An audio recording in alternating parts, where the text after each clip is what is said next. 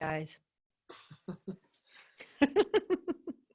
Hi, everybody. Good morning. Thank you for coming and attending. We are going to get started in just a couple minutes. We're going to let the room fill up. So sit tight. We'll be right back. Thank you.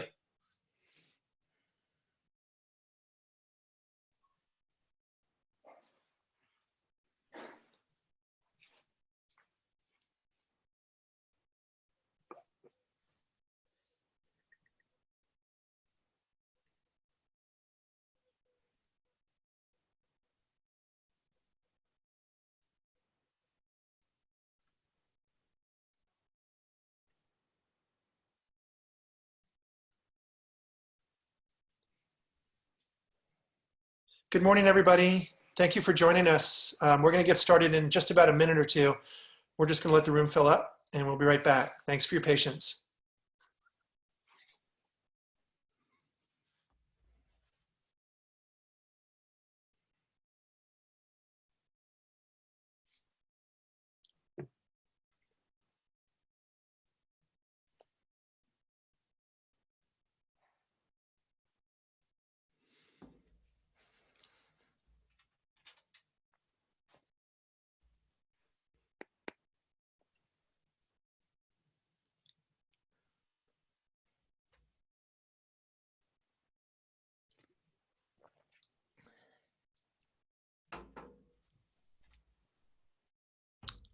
Thanks for your patience, everybody. We'll get started in just a minute or so.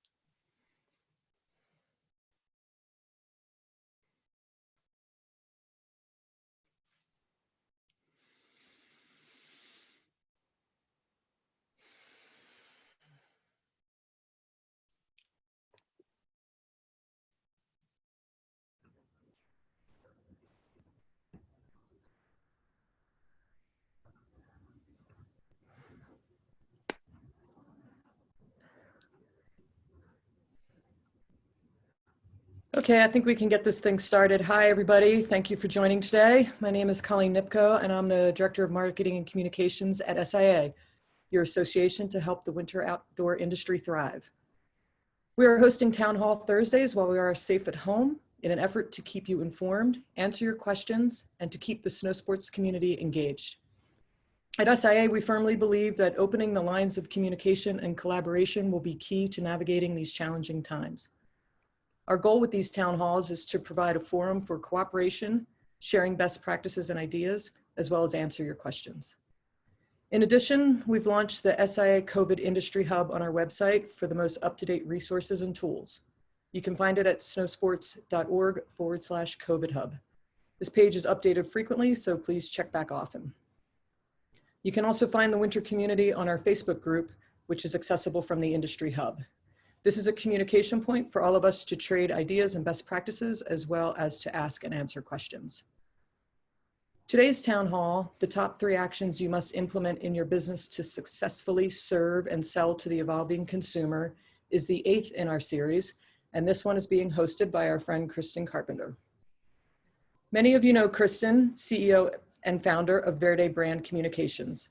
Kristin has been a partner of ours for a while, guiding us with her insights on the retail marketplace, and now with her insights on how businesses can navigate the COVID-19 issue. If you haven't listened to her Channel Mastery COVID-19 related podcast yet, please do so. They are also on our Industry Hub. We'll kick this off with a presentation from Kristin and then spend some time answering your questions. To ask a question, just type it into the Q&A section on your desktop and we will answer them in the order they are received, and we'll answer as many as we can. Thanks again for joining, and let me hand this over to Kristin now. Hey there, everybody. Can you hear me okay? Okay. Awesome. It's great to be here with you today. And I really think what we're about to go through today is going to be a game changer because we're going to focus on taking action. And we have been in webinar land, haven't we? And that's why we really wanted to focus on creating a very actionable presentation for you today. Of course, I will be available to answer questions after this, and I'm also happy to create follow-up, information, webinars, PDFs, whatever it is that we feel we need, that you're going to need to really implement. So that's really what we're about today, is implementation. And before I drop in to kind of get more into the content that we're going to go through today, I wanted to make sure that I just said a heartfelt thank you to SIA.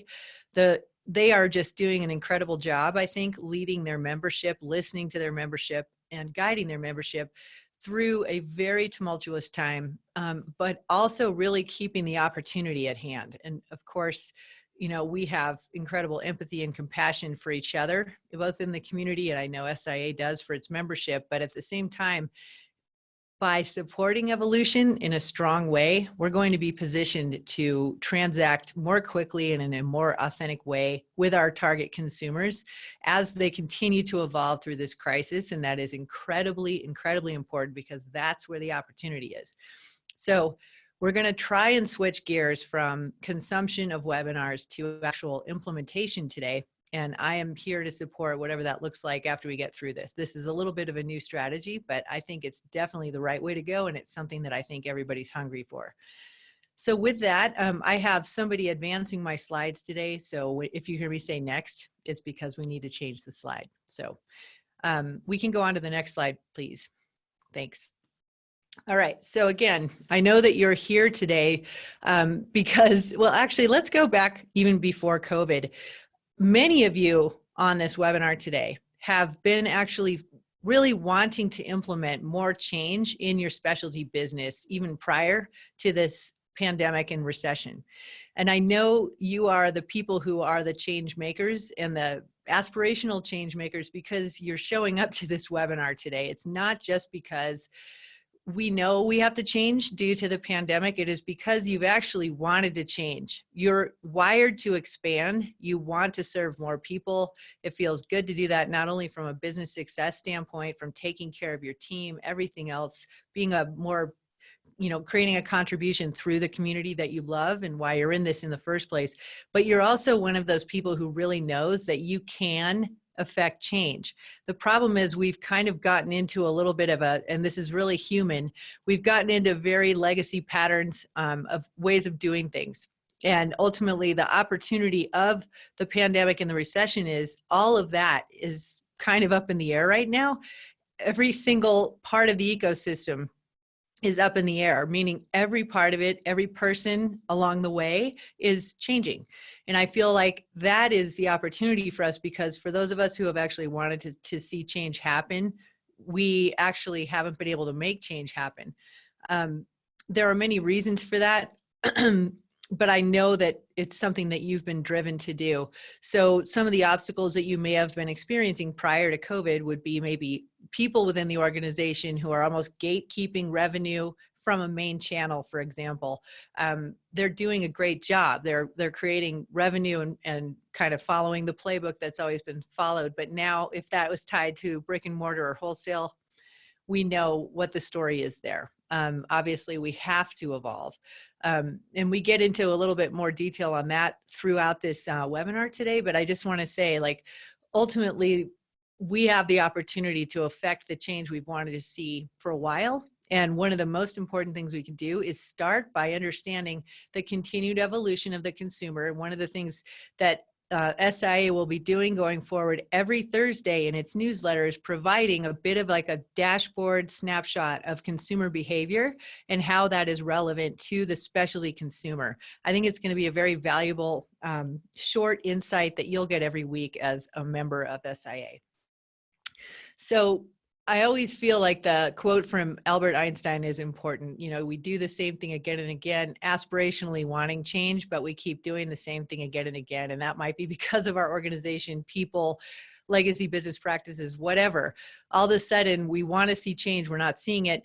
We have to change now, and we need to be intentional about how we go through this in order to make that manifest and come to fruition for us. So that's why we see this as a crisis. I'm sorry, an opportunity and not a crisis anymore. My apologies. So as I said, we're going to connect the major changes in consumer behavior, and we're going to tie that to action steps. And I have to say, as I was going through this, I know we promised you 3 action steps, and we do have at the end of this webinar 3 crystallized action steps for you. But please know, throughout the webinar, I've actually put in action steps on most of the slides. Of course, we'll make this available to you, and just know that you're going to get a lot as we go through it, but at the end, we're going to tidy it up in 3 summarized absolute lanes that you need to take action now. So we're going to give you even more than you expected today, but I just don't want to confuse you. I wanted to kind of let you know the lay of the land, and that's kind of how it's laid out. So it's a lot of consumer insight, some main table stakes around, you know, building a business going through COVID and the recession, and then ultimately we'll end with those 3 summarized action steps. One thing I wanted to say that's important before we get into the next slide, and I just think this is super powerful. So the pandemic and the recession, the pandemic mostly, I think, has dropped the clutch on the pace of change. I mean, we all know this, we're consumers ourselves, but I have a couple of very, you know, good colleagues in my network who have said this, and they don't know each other. So it's kind of, I think that it's something we need to listen to. But ultimately, the change that's been percolating over the past 3 years or 4 years or so, kicking off with like all of the retail apocalypse headlines and how overstored the United States is, et cetera, and how Amazon and major marketplaces and retail are training our consumer to want things that ultimately we haven't been built to provide in terms of a customer experience. All of that change, okay, that change has been happening. We've been seeing it. We've been feeling almost fatigued, like, okay, I need to keep changing. That is what the common thread is and will be going forward. But what has happened with this pandemic, it has literally sped that up 3 to 4 years. It's been pretty insane. And so a lot of what we're going to talk about today is sort of the consumer behavior that we're seeing now, what's going to stick, and how we have seen the acceleration of that, and how we need to basically get in front of that now. And that's where the 3 action steps at the end will help. So the pace of change is quite blistering. So go to slide 4, please. We're going to get into the arena here, and we're going to take action. So we're going to talk about a mindset shift, and we're going to future pace, which means, you know, try and go ahead with the consumer where they are today and future pace it into, say, August, September, Q3, Q4, when you're really going to be ramping up for the winter sports season. As I said, we're all feeling a little webinar fatigue, I'm sure. But you get into a habit as a person who's also a change maker, where you're just educating yourself all the time. Like, I feel like I'm missing something. There's a FOMO. And ultimately, like, sometimes that can take the place of taking action. And that's really something I want us all to be cognizant about. It actually doesn't help our businesses to keep consuming content. It helps our businesses to consume the content, take the pieces that mean something to us and that we know will change our business, and implement them.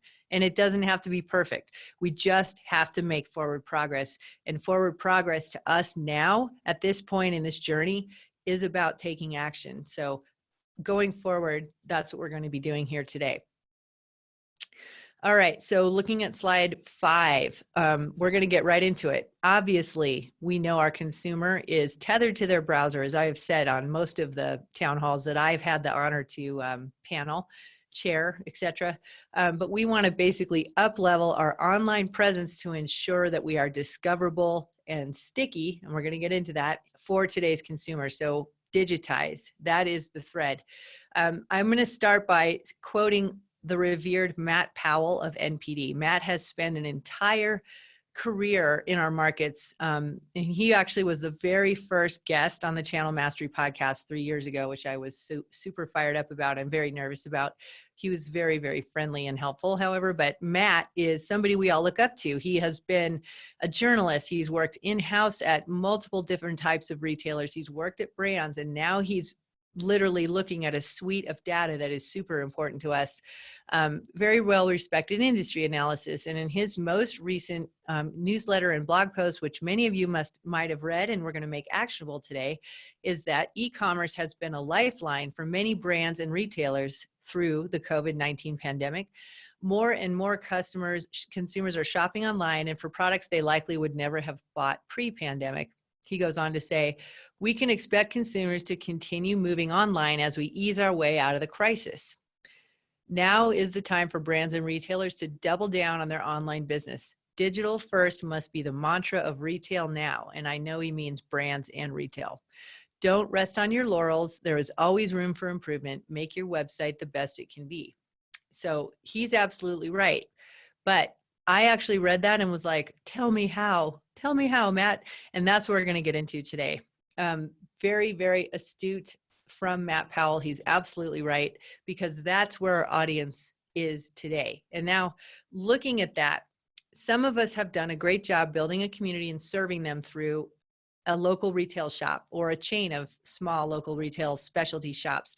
Some of us have done that through an incredible wholesale brand that has a great legacy and makes incredible innovative product, has incredible athletes, and has great reach through wholesale, right? So that's the audience. And then some of the direct first brands that are joining us today have done that through building an audience online and knowing how to continue to nurture them and provide great resources to them and keep them entertained and excited about the brand because they're looking at real-time data, right? So we all have had our way of actually being in front of our audience up until this point. Now we know our audience is basically tethered to their browser. We want to keep in mind that that is not going to change anytime soon. They have built a habit. They have looked to their browser as a way to connect and to also save time and ideally avoid friction. And those are some of the things we're going to get into today in terms of how you can tailor your business for that. So on slide 6, I'm going to start going over recession-oriented and COVID-19 oriented consumer behavior changes. We have to go to where our audience is. We just discussed they're largely online. They're getting ready to potentially transact in person, but we have to understand their mindset and their behavior in order to understand how to serve them. And that's one of the great things about what SIA will be providing every Thursday is a snapshot of that. And ideally, through more town halls and through our network in our membership, we will help understand what those trends mean and what they mean to our business. We're kicking that off here today. So first things first, you are a consumer yourself going through the pandemic and now the recession. You might live with a whole bunch of other consumers, but you really need to look in the mirror to also understand today's consumer because you are one and you are getting served online. You are looking for things you need online. You are understanding how to make your way forward in this world by using what's easiest for you and what you trust. And ultimately, that's what your consumer is doing too. So I think that's important because sometimes we forget that. Let's see. I think looking at the unprecedented change that we're facing, we're all a little bit off the back right now. We have a client that does emergency preparedness, Uncharted Supply Company, and they're having an incredible amount of traffic and sales. Even they feel like they're needing to improve and up level every day in order to serve this consumer better that's finding them and following them. And if you look at the cycling industry, which we've talked about a lot on the town halls, because it's interesting to cross-train through other outdoor active lifestyle communities, they're basically experiencing a boom right now that like they never have before. And those brands and retailers are almost too busy to be up leveling, but they have to. And so ultimately you are in a great position right now because some of you may not be in high season. I know some of you are bike retailers as well, but you have time now to put some great groundwork in place so that when things do get to the point where our consumers ready to transact or engage with us, we're building reciprocity and trust with them right now, and we're serving them right now. That's going to put you in a great position. So as we look to our consumer on slide 7, this is really, really important. And I think it's a foundational tenet as we talk about our key takeaways today in terms of taking action. We need to, because of the way consumers discover, buy from, engage with brands today, a lot of that, if not all of that, starts online, okay? And it has for some time, but knowing now that it's even more pronounced, we have to be super targeted and laser focused and niche until it hurts. Niche, niche, niche. I don't know, some people say niched. I say niche. I don't know. Point being is you want to target who you are to that target consumer. Who is that target consumer? Know them well. So the reason this is important is because this is how the search engine algorithms are serving what you do to your target consumer. You can be very, very targeted with this. If you sell on Amazon, you can be incredibly targeted with this.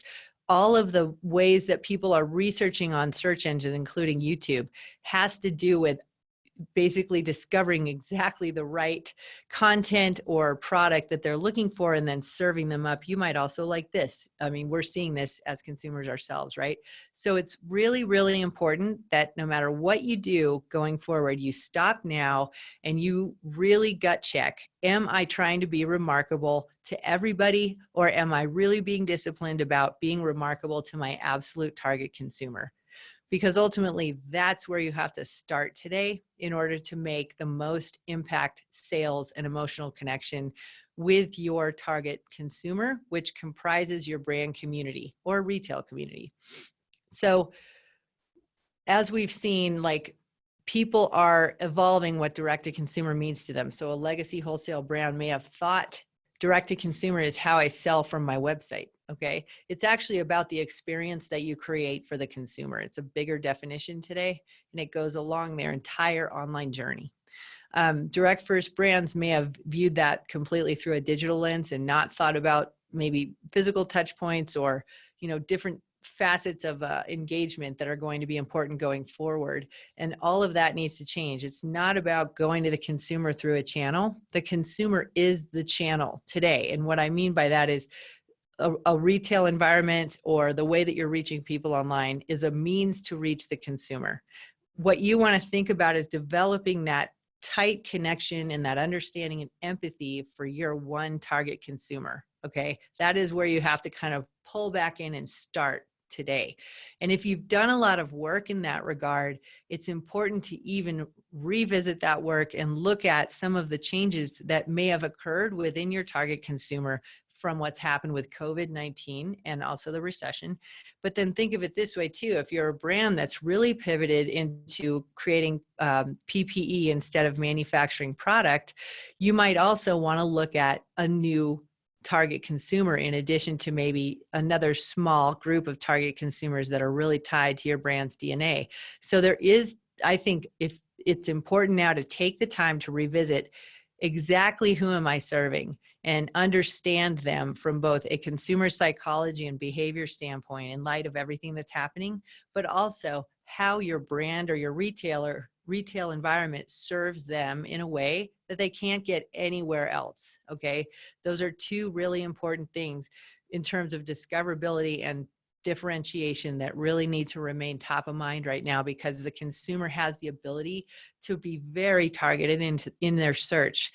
And the more laser focused you are onto the right person, the more successful you'll be creating that emotional connection.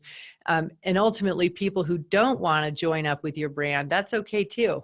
There's plenty of people out there who are your ideal target consumer or shopper. You cannot be remarkable to everyone. And sometimes it feels scary to let go of those reins, especially during a time when there might be a little bit of constriction or consumer confidence is low, etc.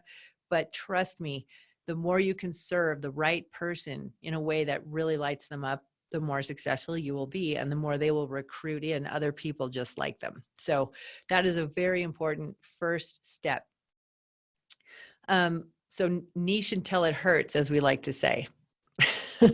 So going into slide 8, we're looking at key trend number 1. And this actually came out of the SIA town hall that we did 2 weeks ago with Ryan Atkinson and Ben Barenholtz. Ryan's from Smart Detailing, Ben is from Quivers. That was literally I just learned so much in that town hall. I got so much out of that. So we will put the link to the follow-up. It's actually probably already on the SIA resource hub. It's not a bad idea to go back through and look at that. I think the full transcript has been provided for you, and there's so much good stuff in there. But key trend that came out of that, absolute key trend, was consumer loyalty is shifting. Okay. And we have actually rested on our laurels as specialty brands, feeling like, oh, I have such a strong, specialty relationship with my consumer. Actually, that is all in flux right now, and they are reestablishing their loyalty as we speak. And the number one way, there's two ways they're doing it. One way is through an intolerance to friction. And I'll get into the second way here in a few minutes. But intolerance to friction basically means they're used to being on their browser. They're used to jumping around. They're used to getting everything they need almost before they need it online. They have become, I think, different in terms of how they value their time. Going through something as life-changing as this pandemic has been does make us reevaluate what's important to us. So time has taken a different meaning on to our target shoppers. We're seeing it all around us as we do get out of our houses and look at like people with, taking walks with their family and riding bikes far more than they used to. And all of these things that we're seeing that are actually quite positive trends in terms of outdoor recreation. But that's a sign that they're treating their time differently in terms of how they're prioritizing, how they're spending it. What I'm talking about is if they want something that you can provide, if they have a problem you can solve through your brand or your retail entity, you have to make it very easy for them to get that and not have obstacles. Okay. And this is the number one most important thing I want to say is like creating that focus on the consumer only and not on tending to how they get the product through a distributor or, whatever else. It's focused just on that consumer and that journey they take from discovery to buying from you. That is actually the most important thing you need to focus on too, knowing who that right consumer is, going back to my last point. But consumer loyalty is shifting today. One of the main ways they pop off of a brand is if there's friction or they feel like it's frankly just a pain in the rear to deal with a brand. They'll go somewhere else. And that's something that was really profound because I was kind of resting on my laurels on all of our behalf, thinking, oh no, we're specialty. That can't happen. It is happening. So we have to make sure we're removing obstacles. We're making it easy for them to discover us, to engage with us, and to join up with our brand or buy from us. And that has to do with any channel they choose to do that through. So that also will require some retrenching and some, frankly, like analysis of, getting down to business and removing the obstacles that are getting in the way of them getting what they need from your brand or your retail shop. Also, as Ryan Atkinson said 2 weeks ago, their cash register is online. And this is a very important point that we didn't get into as much as I wanted to on that webinar. So I'm going to say it here because it fits perfectly. But their cash register is online. Before, they would spend time researching and vetting the product and reading peer reviews. And then they would 90% of the time go to a retail shop and buy the product. That is across all sectors of retail pre-COVID. So they were completing that whole journey online, and then they go down to kind of get that final validation or just impulse. I want to have this now. Buy online, pick up in store, etc. That's what was happening pre-COVID. Now that cash register has moved online. They trust that. They don't necessarily need to go to a store to get that validation. So how do you provide that validation right online for them so they don't have to get that from a store because they can't right now yet? They will come back, I think. But you want to make sure that you're able to validate that online. So that might be access to peer reviews, putting media reviews around product, doing things that are going to kind of make them feel like, yes, I'm making the right decision, and having it all right there. So that's a merchandise issue on your website. It's also a way to, like, if you socialize media hits or you have a great ambassador piece or a really solid blog post, like you want to put that out to your community so that they're seeing and hearing from you and establishing more trust from you. But ultimately, think about that. They don't think anymore right now anyway about leaving their computer and going to a store. They're just completing everything right online. So the cash register is living there. That's a major consumer behavior change. So no friction and more convenience. And I also want to say a note before we go to slide 9 on inventory transparency, which we also covered in the SIA town hall 2 weeks ago. Consumers are used to being online and seeing everything that's available. Okay, they are now being even more trained than they were before to see massive selection online. Okay, so if they see something online and they feel like, okay, I just looked in my zip code, they have this at this store, I can go pick it up curbside, that has to be accurate today. So looking at a solution like Quivers or Locally, or I think Ship Early is another one, there's a number of them out there that will actually triangulate between consumer, retail, local retail shop and brand, and enable that inventory transparency. That is a key trust point. It's an expectation that they want today, and it's something that's probably not going to change because it ties into convenience and seamlessness in terms of like how they're going to acquire the product. So keep that in mind too. All right, on to slide 9. So what does all of this mean for me? So I'm looking at this almost like they're online in their world right now. Okay. And then soon they're going to be IRL. I love that, in real life. And either way, they're going to be cognizant of their time. So one of the things I really loved that I found just this week is this quote that I found in Retail Touchpoints. Again, all of the links will be in the follow-up that you'll be receiving. We're seeing new consumer habits being formed now. They're obviously doing curbside, they're ordering groceries online, they want everything in one place, like all about convenience, right? These types of seamless fulfillment opportunities exist, and they are going to continue to want them. So not only do we have to get that in place now, we have to also be spending time thinking about the evolution of that going forward, okay? So what does that look like for us in winter sports when we get to Q3 and Q4 and Q1 of next year? That's also where you want to be thinking. So you want to shore up what you have now, make sure it's a good experience. And we're going to get into detail on that here in a minute. But you also want to be thinking about where the puck is going to be going as we get into your key season coming up here. And it's going to get here faster than we think. So keep that in mind, that expectation around, they value their time, they want these conveniences, and they want to be able to like have things done for them or have everything like top to bottom in one place to save time. That is becoming a key trust builder and also just a point of excellence that they're going to expect. They're getting it everywhere else in their life. They're going to expect it from you. And we have to figure out a way to put a specialty bow on top of that, right? We get to do that. Okay, sorry, we're doing a little bit of back and forth on the slides while I'm talking with you. So let's talk a little bit about buy online, pick up in store. And forgive us if there's a slide that might be off. Again, I'm not managing the slides today. I'm looking at my script. So just know that you're going to get everything. And there's only 1 or 2 here that might not be lined up from what I just read.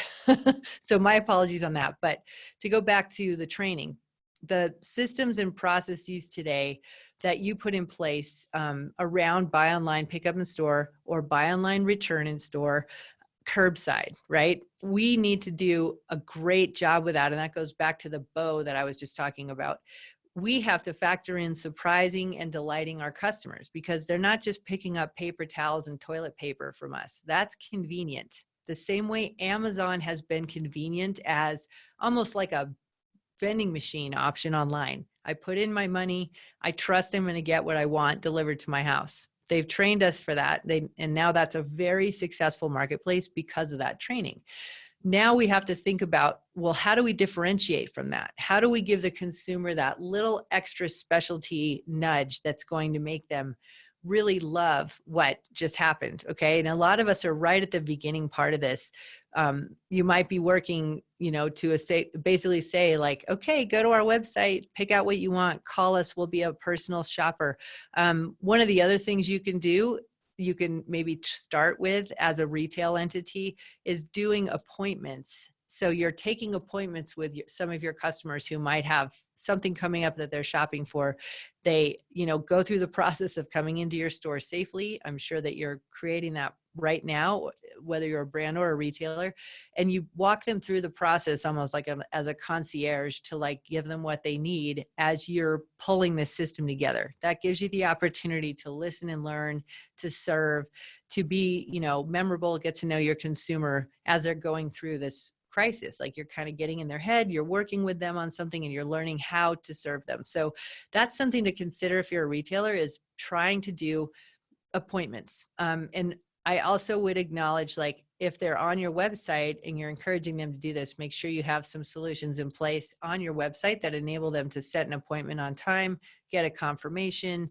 They feel good about leaving their house, going down and going through the process of being in your store to like buy something. So that's something to consider, even if it's just a pilot program to kind of get you through reopening and get you to understand your consumer and how to serve them better. I think it's a really cool idea.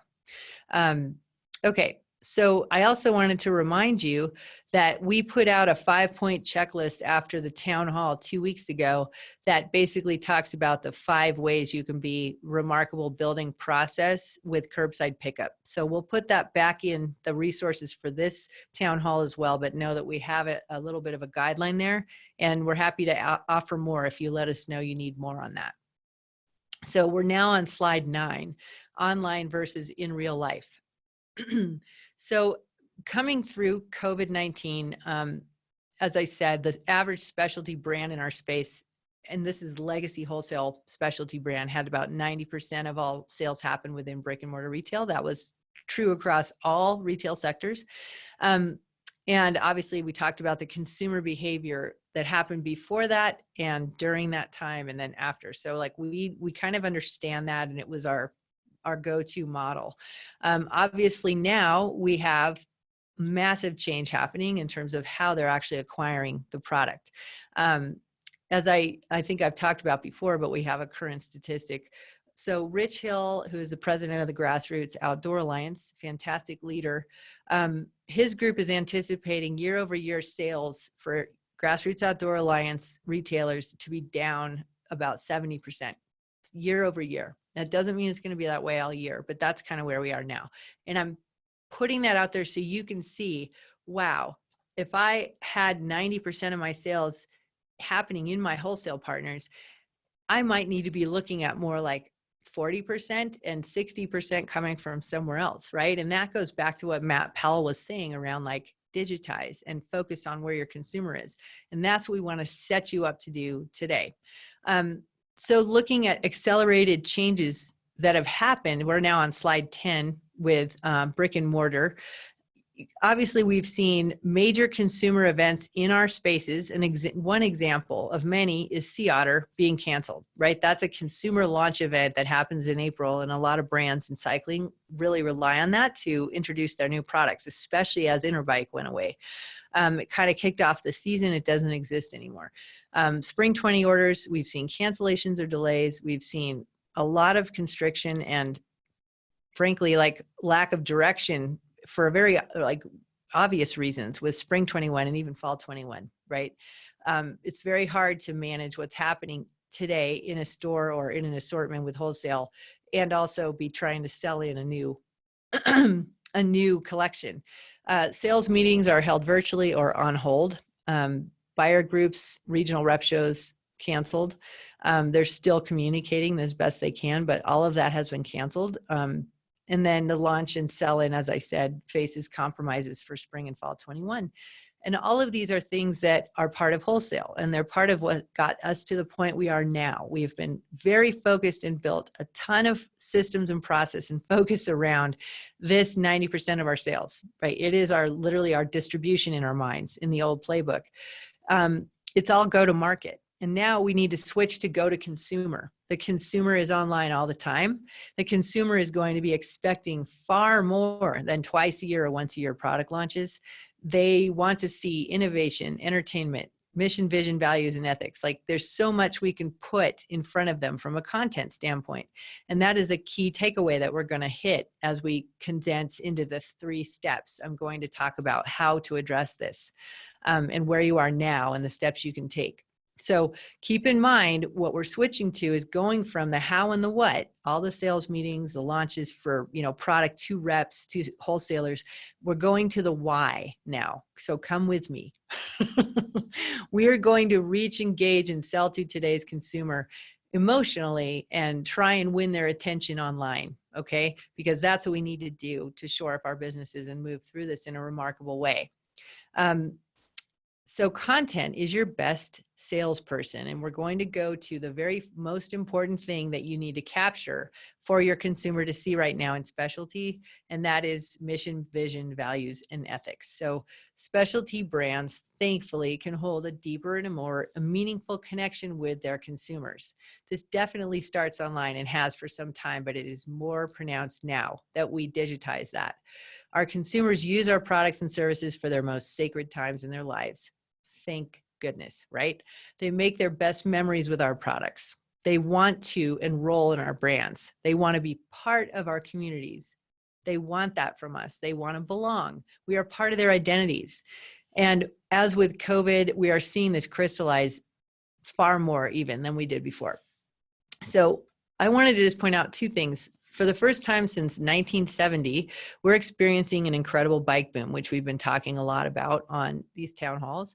And while anecdotal, I've also heard that the inventory of adoptable dogs and cats at shelters is also very, very low right now, which is incredible. And we have a report that we'll be giving you the URL to, published by Clavio. I always say that wrong, but they're our email service provider, and they do a fantastic job on data acquisition and reports. In this time of quarantine, products connected to happiness and well-being make up nearly 40% of online sales. Placing them behind like traditional essential items such as toilet paper, paper towels, etc., and food.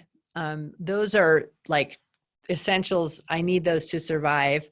Now we have this new essentials that we have the opportunity to participate in, because thankfully we are part of that, you know, products connected to happiness and well-being. That's us. Okay.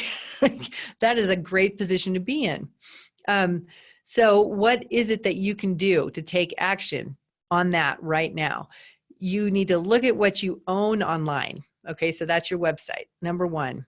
Make sure your mission, vision, values, and your ethics and what you stand for is easy to find on your website.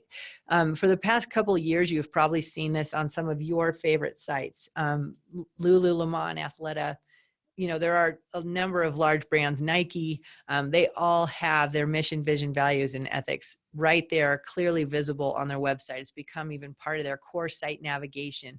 And this is because consumers are voting with their dollars. Well, they're voting with their dollars even more now, and even in a more discerning way. Okay. So the other point to that that's really important, and we've been talking about this through Verde and Channel Mastery's COVID-19 content, but SIA's town halls have been hitting this regularly, if not weekly, is communication from your company to your consumers on what you're doing to play your part in the pandemic and now the recession is very important to your consumer. That is the second way that they are reestablishing loyalty with brands. If their favorite brand in the whole universe isn't doing anything to play its part, I think the Edelman Trust survey that we'll put the link to, it came out in March, said that I think upwards of 65% of global consumers will be walking away from those brands. Okay, so if you have this dialed on your website, so let's say you have a blog and you are able to update it every week right now, okay? Because people are starting to think, maybe I can go back and engage with my favorite brand this way, or go into my favorite store. We want to have them see, okay, I'm trained to see every Monday from my favorite retailer or brand, a new blog post that tells me where they are in their evolution of COVID and how they are supporting people in my community to get through this crisis. It's like clockwork. It's there every Monday or whatever day you choose, very consistent, building trust, fact-based only. You don't have to pontificate, just share the facts and what they mean for your business and your consumer, okay? Very simple, but do it very consistently. And then once you post it there, make sure that you also put it on your key social media sites, put it in your newsletter, etc. Get people used to seeing that you're reporting on the progress you're making and how you're supporting people through this crisis, okay? Make sure also as you're looking at your website that your social media that is primary for your target consumer is easy to click over to. Everything works and is functional. Sometimes we kind of mothball that stuff. We think it's done and it's great, but sometimes there's broken links. We don't want any of that right now. They have no tolerance for that. So just make sure you're checking it or rechecking it regularly, and make your website a hub of the start of the research process for your consumer. That's super important. Let's see. And then heading into the table stakes on slide 12, this is a really important one. And I'm so excited to talk about this, not only because I'm a nerd, but because this is super important right now with everybody being online, is you have to understand the land that you own, okay?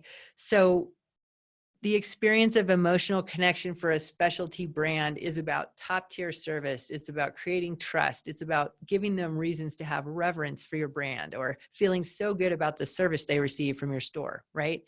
That's emotional connection. It's human to human. We want to put time into creating that. But if we put that on rented land, there's a potential that we won't have an opportunity to actually leverage what we're doing and investing in terms of doing the right thing and being a great corporate citizen. I used to talk about this primarily on behalf of Verde and Channel Mastery through social media. Like, let's say all of a sudden Instagram or TikTok or whatever it is that you're using for your brand has an algorithm change. And we're going through these a lot right now because all of the search engines, all of the social media platforms are realizing that consumer behavior is changing. So they're changing their algorithms. And every time they do that, it affects how you get in front of your target consumer. We still need to be out there and leverage those sites to obviously like gain visibility and gain new brand fans, of course. But you also have to spend time building your house on land you own. Okay, so that goes both from the marketing and the product standpoint. From the product standpoint, consider Amazon through COVID, okay? They had to reprioritize their algorithm to enable people to get to the essentials for just surviving, okay? And the people who had really relied on that marketplace, it's a channel in and of itself, to get visibility and sales were really in a hard place going through COVID because Amazon changed their algorithm and they were not able to like contact anybody inside to figure out how to evolve through that. If you put all your eggs in that basket, that's what could happen. So going forward, we learn from that and we think about what's the land I own. Okay, as a brand, you own the ability to control the experience of buying products on your website. Okay, you own the experience of endearing your target customer with the right content and really being targeted with how you serve them. And then as a retailer, you want to think about both brand and retailer, think about your email list. Okay. Yes, I realize in the future we have things to deal with around privacy with email. But right now it's still a very top converting platform. Okay. And you own that. You own your email list. We like to say that's the pond that you fish in, right? So we want to continue to grow that and really take good care of that and not just put everything on sale to those people in newsletters, no matter how well those emails convert. Those are not like emotive emails that you're sending. They are not narrative driven in terms of storytelling about your brand. So just know you have to really look at all of the different places that you're distributing content and product right now and think about the ones that you control and own and the ones that you don't, and focus more energy on the ones that you own. So your website, your email list, those are two things you own. Okay. There are others, but those are two. And I like to think of that as like, it's like our own Disneyland. We don't have to actually go to Disneyland to like gain access to Disney's people, or like the way people cluster car dealerships together. That's, everybody's kind of going there. It's a platform physically even, and they're now online that way too. But right now we're talking about what you can build for your brand to fish in your own pond. So, today's consumer is literally tethered to their computer, their gateway to interaction, getting through life, making progress at work, connecting with people via video chats and conferences. Where else have they been able to connect? Really, they haven't been able to connect and feel part of something other than in their favorite brand communities. And that's something that going direct to your consumer should also include that notion. You need to work on being remarkable to your target consumer and building a place for them to convene together and growing that community and giving them cool experiences and ways to interact with each other. That's what people are looking for right now online, and they really want that from their favorite brands. So we call that enrolling the consumer, building a community, whatever you want. But ultimately, here's what you can put into action today around that. So make sure you have some kind of a campaign every single month in place, or more, but at least once a month, to grow your email list. We call this a house email list. It's super important. You can do that through cross promotion with non-competitive businesses that share a target consumer on both email and social. You also need to make sure that your website is set up with a lead capture or email capture mechanism on it. And you don't want to just say, join our newsletter. Nobody wants to do that. You could say, join our community and you will receive, insider tips or whatever, like whatever it is. You have to make the ask for their email address pretty damn compelling today. Pardon my French. Some brands are doing that through downloadable PDFs. Some are saying, call for a free strategy session, or sorry, give us your email and we'll give you this strategy session, or here's a resource list, whatever it is. Like, they want to get something more than just getting another newsletter in their box. Okay. So it's an opportunity to brand yourself. You want to make sure that that is functional and working on your website. You also can put that on certain social media platforms too. You can Google that and figure out, ways to do that, or we can do a future town hall on that. So let's see.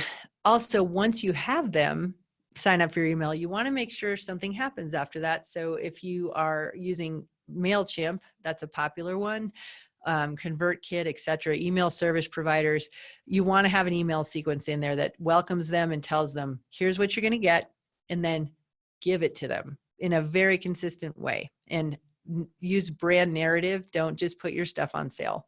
But consistency is really essential for this. Okay, on to slide 13, looking at another table stakes, nurture your community. The email sequence I just talked with you about touches on that for sure. It's a big part of it.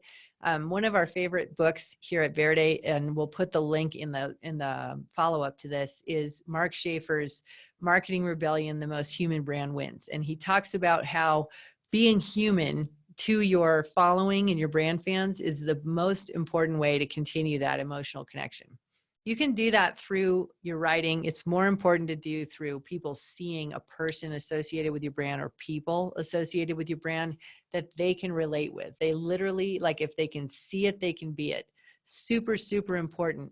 But it ties back to consumers wanting to belong. It's just in our DNA as people. And here are some ways you can take action today to build that connection, okay? Sharing human to human stories of action your brand is taking to live its ethics and values through COVID-19 and beyond on your owned channels. So on your website, your YouTube channel, and optimizing that across social media, the land you rent. But you have to consistently be showing up and sharing those stories to create that emotional connection. Be humble in your tone. Everybody likes a humble person, right? And use real humans. Retailers can tap great employees that they've had on staff for a long time, and brands can use ambassadors or athletes or a favorite person in-house who really epitomizes your brand fan. You want to tie the visual connection of, like, here's my target consumer or shopper, and I'm going to portray them in my content now. And I'm going to show through my content how I'm creating transformation for them or solving their problems. They're able to literally see themselves in your content. So that's really, really powerful. And then I have something that I think is really important to share. I want you to think of something Gary Vaynerchuk teaches, and he is a marketing wizard. He really, really knows what he's doing, has lots of great books. Jab, jab, jab, right hook is the name of one of his books. And basically what that means is, if I have a blog and I'm serving my audience, or a social media channel or a YouTube channel, whatever it is, I want to have 3 posts that are service oriented.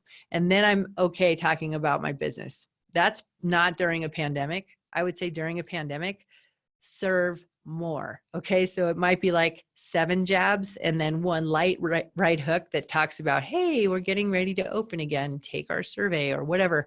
But you want to be brand first with them, not sales first right now. So brand meaning service, brand experience first. You're there to really just take care of people right now, not transact with them. That will come later if you do a good job with this trust building. Going on to slide 14, we're looking at the new essentials, which we talked about earlier. This is such a fantastic opportunity for outdoor active lifestyle, and I'm so heartened by that. But ultimately, the new essentials, I want you to spend some time working on your business, talking with your team, talking with important stakeholders, or even your favorite end consumers who really love what you do, and ask them about, what do you consider like part of your new normal or new essentials. Like, what do you need? What are you doing that's making you happy right now? And let them talk and keep asking them questions and try and gather information so that you can figure out content to provide to them, and also a way to merchandise what people find online. So if you learn, oh, wow, who knew this, sleeping bag is actually what they need, not this over here. You have an opportunity to maybe test and learn with some visual merchandising on your website to see if people are like, oh, look, there it is. There's my new essential. You're able to kind of merchandise and be more nimble than just a set and forget. So no more of that. I'm changing every season, every, quarter, I'm going to change the look and feel of my website. I think it needs to happen much more commonly right now based on your consumers' evolution through COVID. So again, new essentials are aligned with happiness and well-being during this time.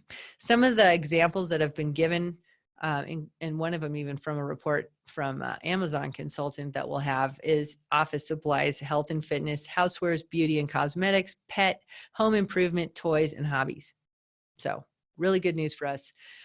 New essentials, spend some time on that and vigilantly watch your target shopper and how they're evolving with their new essentials. Okay.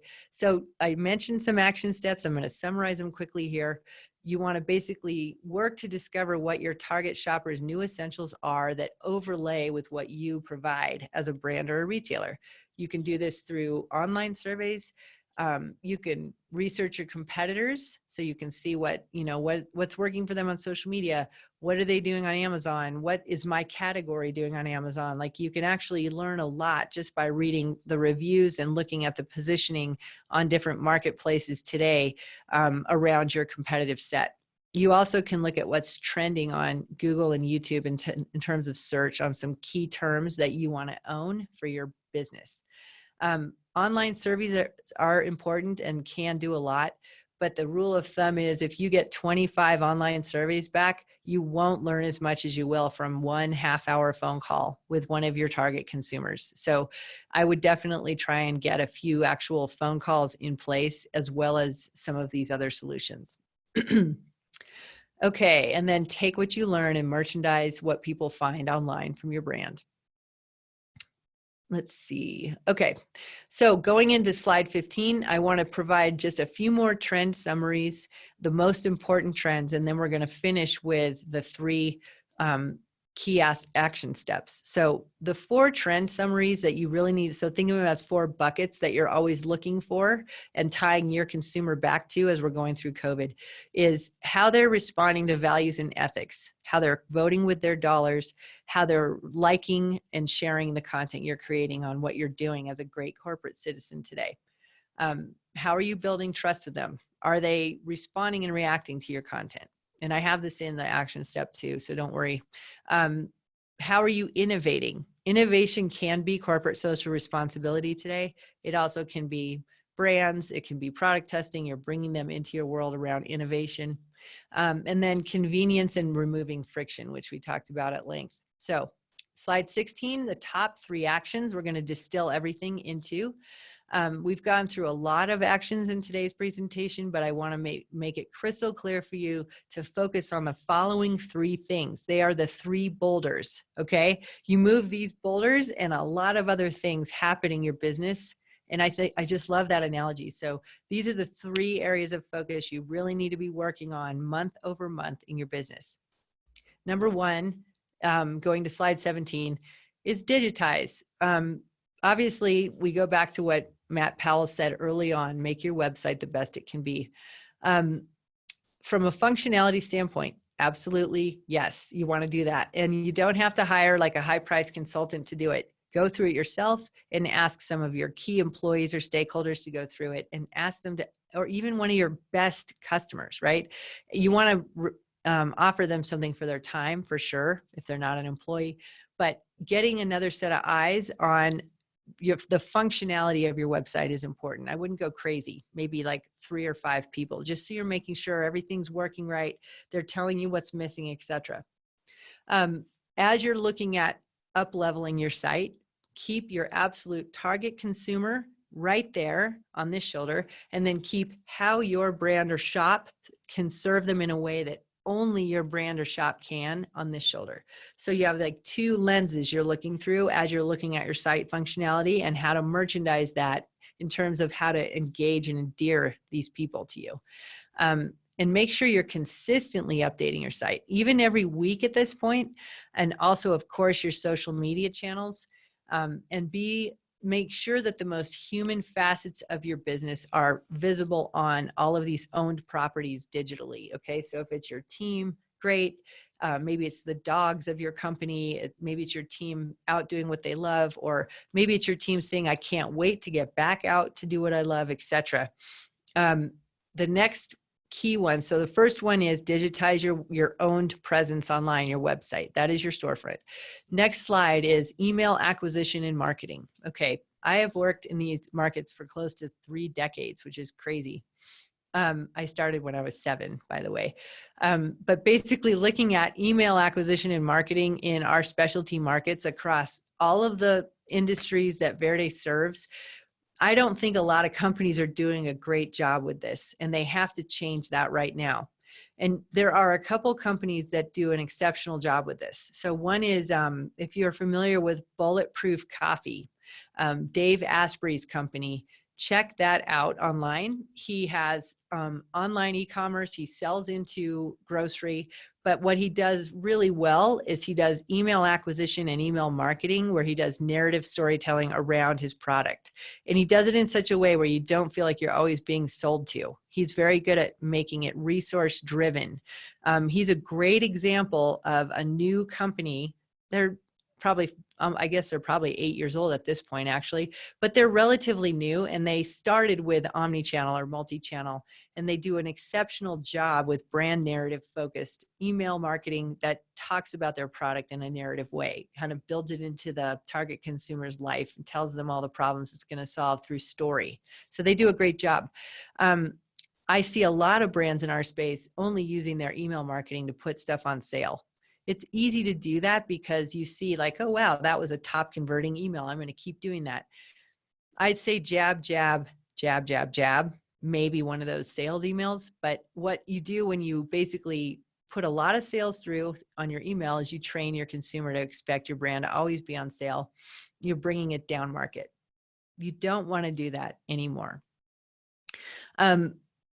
And then work on at least once a month having a way to grow your email list, and make sure that all of the points of entry digitally that make sense for it have a way for them to opt into your email list with a great reason for them to do that. Okay.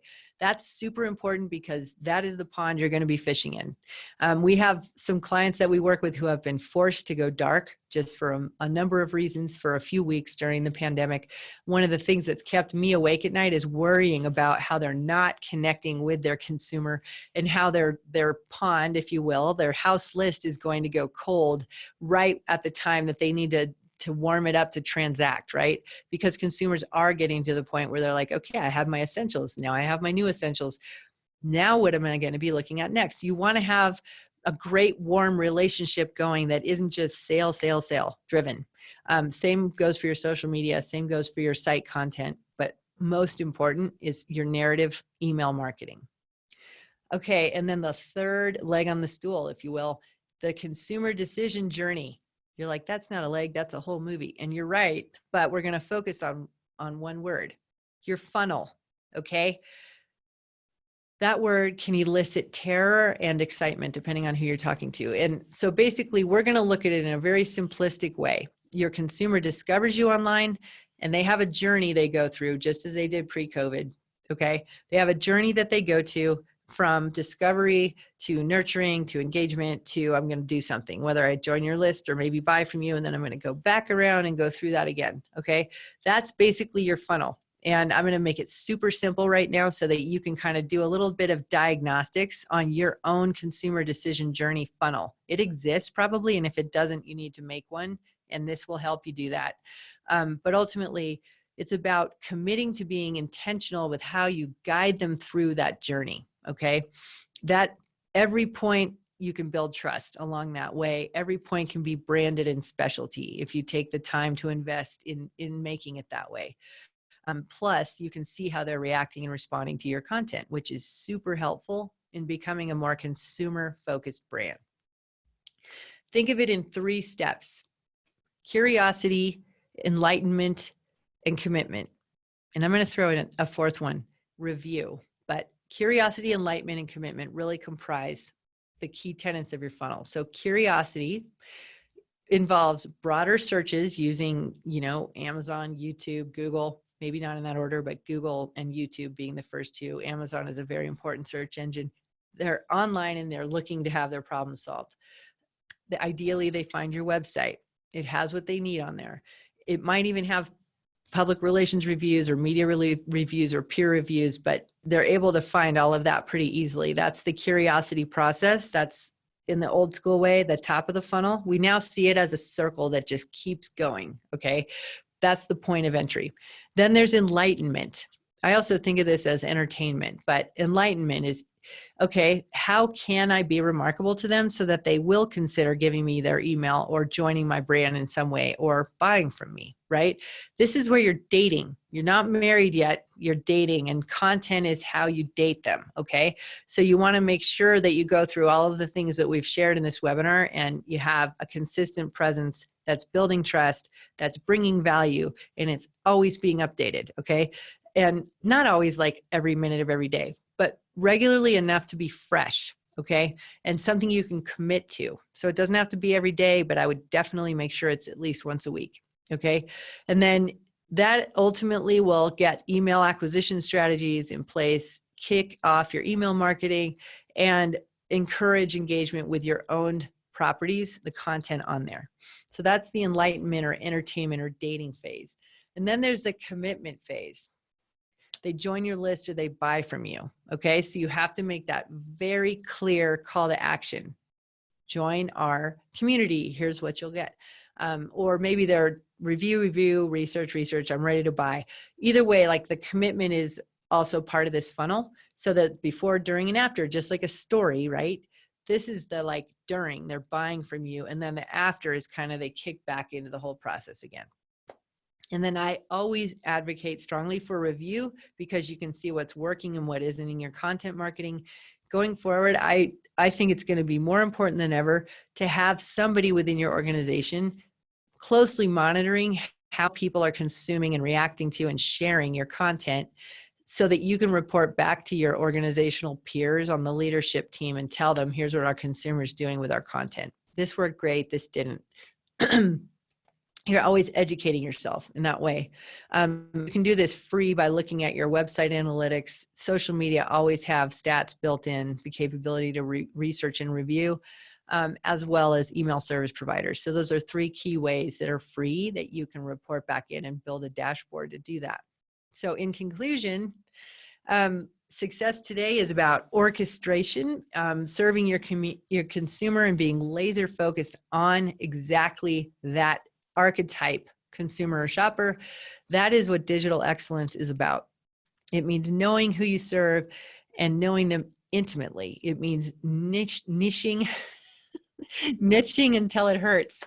Okay, it means being really focused on and not trying to be remarkable to everybody, okay? And it means always studying them because they're going to continue to evolve. You have to study them closely and engage with them. So that's the only way you can offer orchestrated brand experiences, whether it's product or content or both, across multiple channels. And again, we're talking about kicking off a very strong digital brand experience. Consumers expect to see more of what's new delivered in an experience-driven way. And it's easier to do that digitally than it is to host, in-person events all over the place. I hope we get back to those. I love those. And I think we will get back to them as we can, but do it online today. And this is how. That's your opportunity. And keep in mind, as you grow and nurture an audience in a community, okay, if you grow that audience and that community, you get more security. You have people to get, feedback from in terms of understanding what they're consuming with. You can sell to them, and you could also nurture them and do whatever they like, give them everything they need to buy from where they want to buy. That's ultimately what it's about today. It's not about trying to make them go and buy in a certain way. It's about giving them everything they need to love your brand and want to buy your brand and have a great experience doing that no matter where it is. And it does start online. So that's what we have to start doing here in a really exceptional way. This will set you up for success. And I think it will keep you successful even as your shoppers start to interact more physically in the future as well. And that is where my presentation ends and our questions begin. Hopefully we have some. It looks like we do have a few questions here. Can you hear me okay, Colleen? I'll just go ahead. I can hear you. Sorry, there was one thing in the chat. And, yep, I just pulled that up. Okay. Okay, this is from Cammie Garrison, and this is important. So thank you so much for writing this in. So regional rep shows have she says, hi all.